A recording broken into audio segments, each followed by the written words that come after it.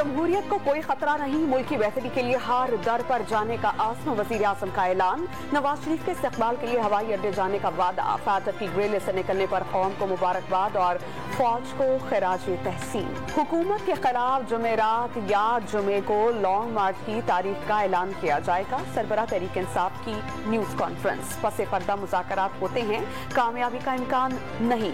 अदलिया शहबाज गिल पर दौरान हिरासत तशद्दुद के मामले पर सो मोटो ले लेती तो आज़म सवाती के साथ ऐसा ना होता, साबिक़ वज़ीर आज़म का शिकवा। तहरीक इंसाफ से पसे पर्दा राबते हैं, ना ही मार्च अप्रैल में आम इंतखाबात पर मुआहिदा हो रहा है। वज़ीर दिफा ख्वाजा आसिफ ने वाज़ेह कर दिया कि इलेक्शन वक्त पर होंगे।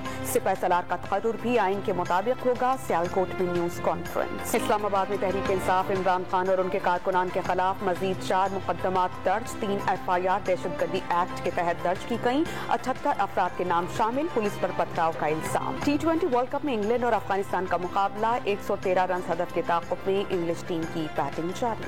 और T20 वर्ल्ड कप में न्यूजीलैंड का धुआंधार आगाज, दिफाई चैंपियन और मेजबान ऑस्ट्रेलिया को आउट क्लास कर दिया। किवीज के 201 रन हदफ के ताक़ुब में कैंगरूज 111 रन पर ढेर।